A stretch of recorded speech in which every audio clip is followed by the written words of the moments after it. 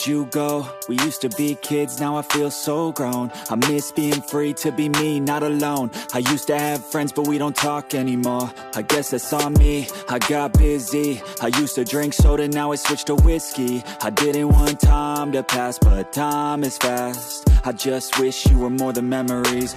I got kids now, but I'm a kid now. I haven't grown in my mind, just my skin now. I don't get taxes, I hate chores, I hate mail, bills, and miss the outdoors. I feel like the air used to smell different. The grass was greener and the summers were for swimming. I used to play baseball every inning. Now I work for a living.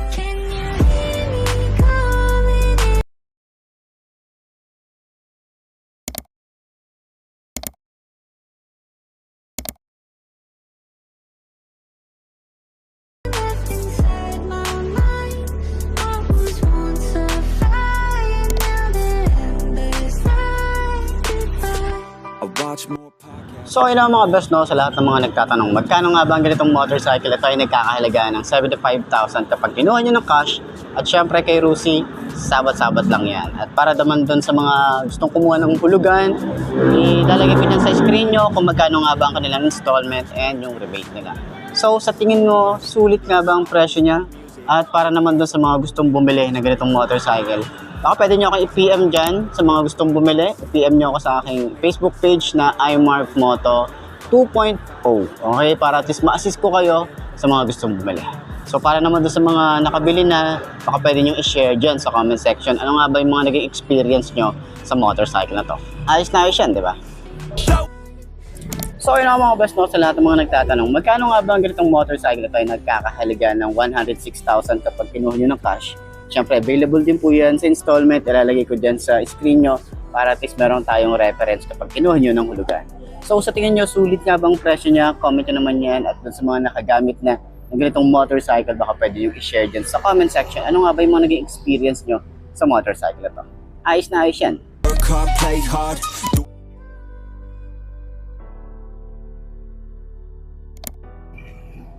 So ano mga best, no, available na nga po ulit dito ang Monarch Spear 180. So ngayon available sila ng isang unit dito, kulay blue. So sa lahat ng mga gustong bumili ng ganitong motorcycle, pwede nyo i-PM sa aking Facebook page na iMark Moto 2.0, and then follow nyo na rin yan and subscribe na rin kayo sa aking YouTube channel iMark Moto.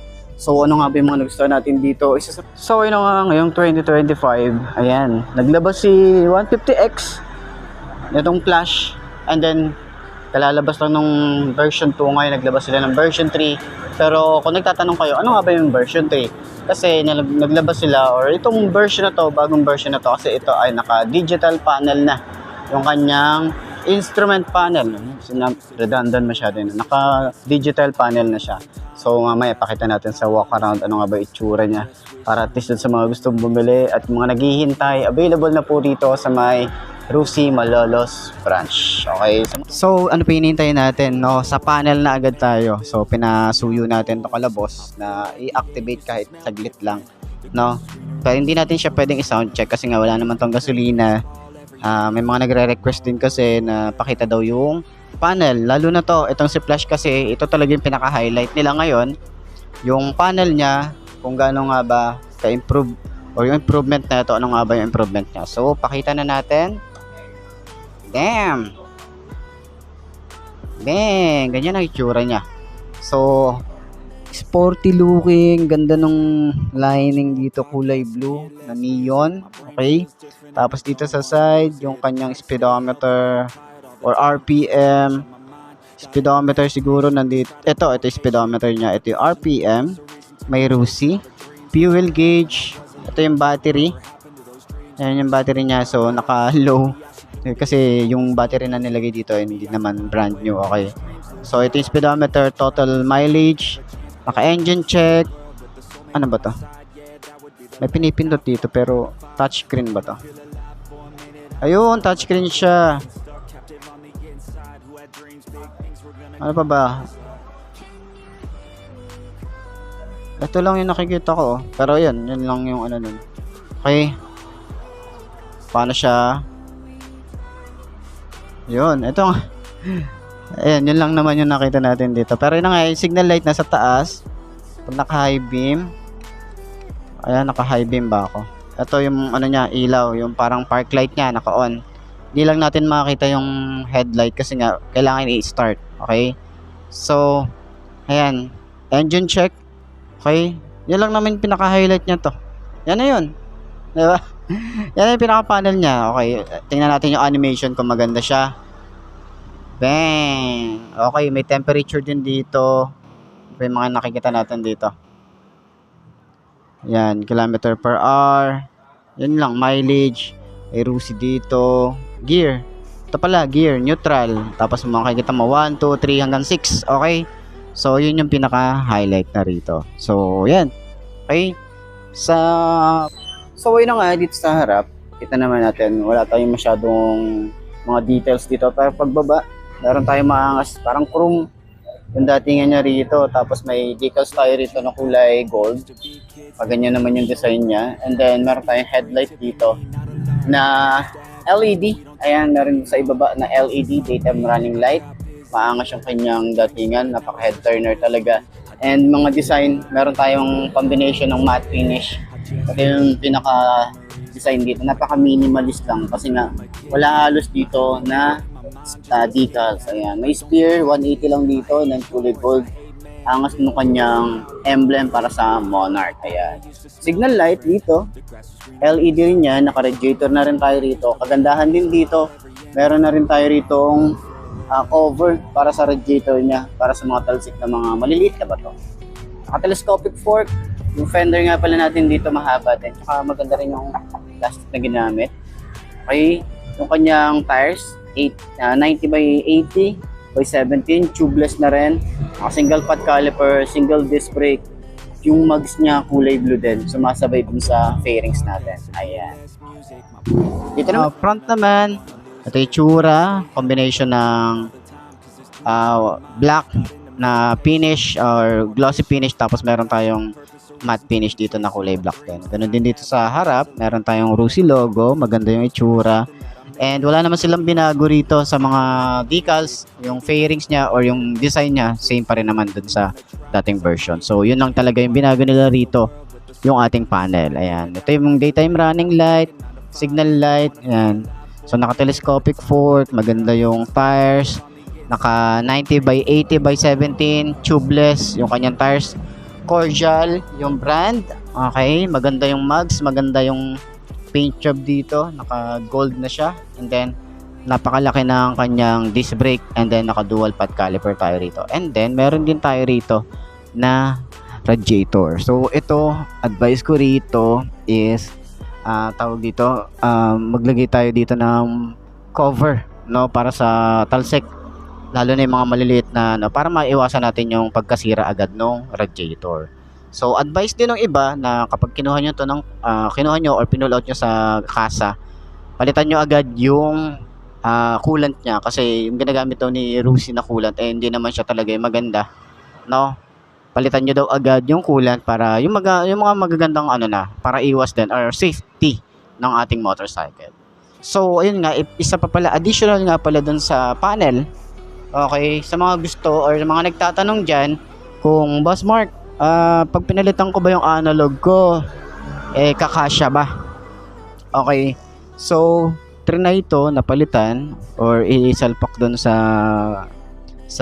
analog, hindi kasya. So kung analog type yung at nasira yung panel mo, analog lang din talaga. So kapag digital lang. So yun yung info na natin.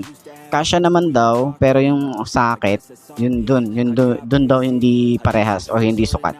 So yun lang din yung nakuha nating information. Okay? So yan. Sa mga switches natin dito pala meron tayo ritong high and low busina. Yan, yung busina niya malakas din. So meron na rin siyang hazard switch, signal light, electric starter, on and off ng kanyang park light headlight, lever maganda rin, throttle niya mababaw, yung grip makapit din, tapos dito naman yung clutch smooth lang din. Ayan. So meron din tayo ritong USB charging port. Ayan, may ilaw din pala to. Ayan o, nakita natin yung ilaw. Ating susi, maganda rin yung susi niya, yung kanyang side pocket. Malalim naman pero hindi siya safe na maglagay dito habang mamabiyahe. Siguro basahan, pwede dyan. Or mga papeles, barya, pwede dyan. So, ganito yung itsura niya. Okay, maporma. Naman sa side, sa makina, meron tayong Monarch na naka-engrave. Rear brake pedal natin dito, smooth naman. Ating foot pegs, napiplip naman din yan. Maangas din yung dating. Stylish din yan. No? Tapos yung ating foot pegs din para sa angkas, ito naman yung itsura niya. Yan, naka-single shock din tayo dito sa likod. Nasa center naman siya. Meron pala tayo rito maliit na tire hugger. Ito. And then, yung tambucho, stylish din, tsaka mataas. Hindi siya basta-basta mapapasukan ng tubig kung ilulusong nyo sa baha. Masyado siyang mataas. Ayan. Swing arm, maganda rin, malapad, may single disc brake, naka-single pot caliper tayo rito. Yung ating tires is 120 by 70 by 70. Tubeless na rin. Ayan. Yuanqing yung kanyang brand. Ayan. Sa upuan, maganda yung upuan. Ganda ng leather na ginamit. May stitches din tayo rito. Ayan. So, yung foam niya rito talagang malambot. Sobrang lambot hanggang dito sa OBR. Maganda rin yung ating grab bar. Para siyang Batman style. Oh. Ganda nung paint job din. Kulay gray. Ayan. Maangas din yung ating taillight. Ayan. Ano naman siya, parang pa-star na yung dating. Ano. Ayan. LED rin yan. Signal light niya. LED rin. May plate light din tayo rito. Reflector. Lagayan ng plate. Ating fender is malapad din naman. Pero kapag may ano na yan, kapag may tawag ito, plate na yan, hindi na tayo masyadong mapuputikan. Lalo yung mga talsik ng putek, di ba? So, may chain cover na rin tayo rito. Sprocket size, kung sa'yo malaman, is 428-42T. Ayan. So, naka-single hard shifter, naka 6-speed na rin parang may palikpik dito no? So, yung kanyang rear brake pedal, smooth lang din. Tsura ng makina, ang stylish ng datingan. Naka-monoshock tayo rito, sa center siya. And foot pegs, ito metal. And then, ano naman to? Magandang alloy din na ginamit dito. Tapos foot pegs din para sa rider. Napiflip naman yan, pero ganyan. Ayan. So, itsura ng ating tambucho. Ganda rin ng itsura no? May cover din tayo rito, metal. May swing arm, malapad din, tsaka maganda. Lalo na rito yung ina-adjust. So, naka-disc brake, and then yung mugs natin dito, naka-golden. And meron din tayo rito tubeless tires. Ang size niya ay 120/70 by 17. Ayan. Sa taillight, ayan yung animation ng ating taillight kapag liliko. Okay, ayan na yung itsura niya. So, yung pinaka-taillight niya, yung signal light natin dito, yung animation niya. Ayan, okay. So, may plate light, may reflector, chain cover, sprocket size. Ano ba yung sprocket size na ito? 42T. Ayan. So, naka-single head shifter, and then 6-speed na rin ang isang to. Upuan niya, meron tayo stitches dito, tsaka dito makapal yung foam. Dito medyo lina, okay. Then, wala rin tayong compartment. So, kung gusto nyo additional storage, magpapa-top box tayo rito. Okay? So, meron tayong helmet hook dyan. Ayan. So, ito na nga po yung ating Flash 150X na digital panel na yung nilabas ni Rusi. So, hindi ko rin sure kung ito na talaga yung ipoproduce nila or continuous pa rin yung version 2 na analog type. So, yun, magandang improvement para dito sa ating Flash 150X. So, puntahan nyo na lang dito or puntahan nyo yung pinakamalapit na Rusi sa lugar nyo, okay? Or PM nyo ako, okay? Para at least ma-assist ko kayo para makakuha na ganito. Ayos yan. Tayo rito. Ayan. So, ang ano nito, 1 down, 5 up. Ayan. So, yung kanyang compartment, wala nga pala tayong compartment dito. Ayan na yung pinaka-gas tank niya. Ito na yung filter natin dito. Ayan. So, kung gusto nyo magkaroon ng compartment, mag-ano tayo ng top box para dito. Ang lapad ng itsura dito. Ayan. May side, tayo dito, may side pocket pero mababaw. Ito naman yung ating susi. Ganyan ang itsura. Ito naman yung ating ignition. Ayan. May shutter lock din tayo dito. Meron din tayong USB charging port dito. Ayan. And then, sa atin namang panel gauge, meron tayong digital. Ayan, complete details naman yan. May adjust dito. Ito yung adjust. Sa mga switches niya, ordinary plastic na ginagamit ni Monarch. Lever, malapad. Meron tayong kill switch. Park light, headlight and off. Electric starter. Yung throttle natin makapit din naman. Ayan, yung grip makapit. Yung throttle mababaw lang din. Flasher, meron tayo rito. High and low. Signal light. Busina. And then yung clutch natin dito. Smooth naman. Ayan. So, ayan ang itsura natin para sa Spear 180. So, kung gusto nyo kumuha ng ganitong motorcycle, pwede nyo akong i-PM sa aking Facebook page para ma-assist ko kayo and para ma-transfer ko kayo sa marketing nila. So, yun lamang po. Maraming salamat sa inyo. Aishan.